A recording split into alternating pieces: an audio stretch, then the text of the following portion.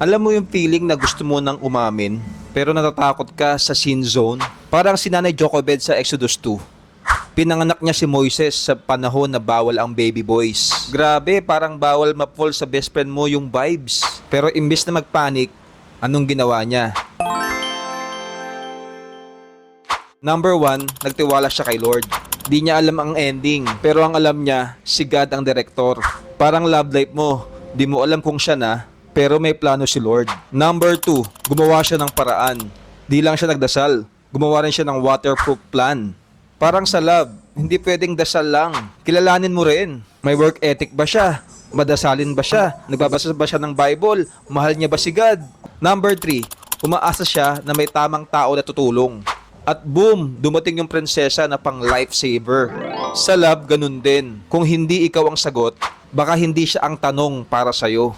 So kapag ka hindi sigurado sa love life, magtiwala kay Lord. Love story nyo nasa kamay niya. Gawa ng action plan. Ligaw with wisdom, hindi bara-bara. Huwag matakot humingi ng tulong. May pastor, mentor at magulang ka para di ka mapahamak.